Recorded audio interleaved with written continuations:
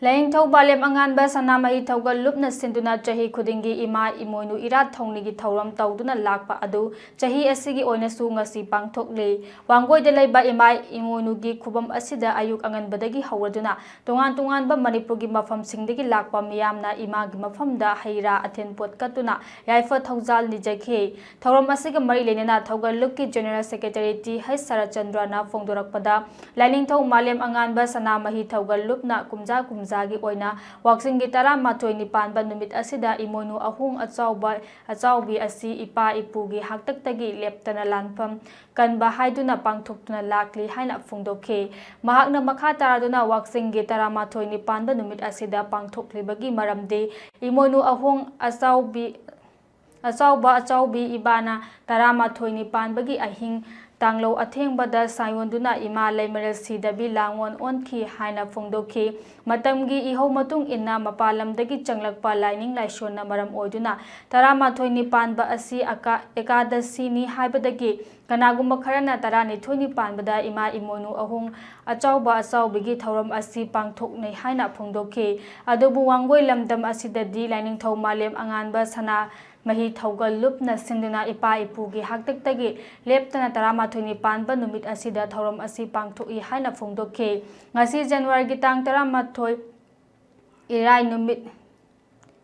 irai numit waksing gi tara mathoi nipan ba numit asida sulaing thau male angan ba sana mahi thaugal lupna sinduna ima Imoinu ahung achaubi laifam asida leptana ngasi su thauram asi pangthokle haina fongdokhe hiram asigi matang de ELITETV gi reporter sana sampai kuma mangang degi pawdam mama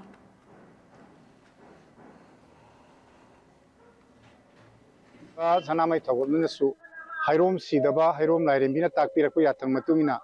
Manipur da lairiba laipung thau mapangi kubam lenda chatana hauji lairiba tangdu laitaadraba conflict ki situation asibu normal situation da langna ba pare hanbina ba amadi lup masen chi chanana lemina magi damakta haidana akoi Thouni jakhre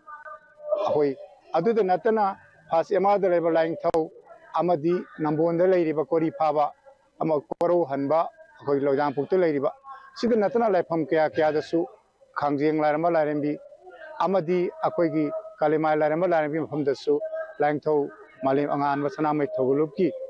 lubloi singna hairom sidaba hairom lairembina takpirapa yathang matungina koi Thouni duna lakchari ngasi su amaibana maigai mari sumdaidara laipung thau mapanbu ngamdaina dana amasung pena asaiba khabi amaibina punam pungamdaidana leba asida amukana su tangdu leitana leinabu damaktani haidana Thouni Thouram asi pangjaba su marueba amani amuka hanasu malemda lairiba amasung lup lamdam asi lairiba lupsing nuksi chanan leiminana ba haidana su hanna koi punyamjari puna ishwar manasu Imoinu ima manasu lairaba lairembina su thaujan bibo oidana miterba asi ingna sikna hanagi matagumna tangduna tana leiminaba ngamba oisi haina singbu thamji aina hujil lecture fam asi Wangoi police station gi manung chana laiba Wangoi thona zon lekai da laiba ima Imoinu gi saglen dani lining thau malem anganba sanamai thogol lupna sei khuding gi pangthoktuna lakpa ima Imoinu gi Erat Thouni asi kumsi sahi gi su huji pangthoktuna lairi thogol lup asi gi makai dagi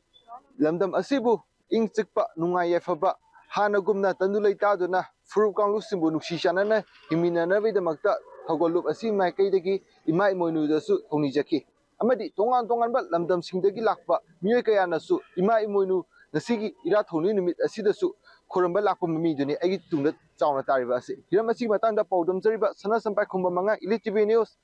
Wangoi Thona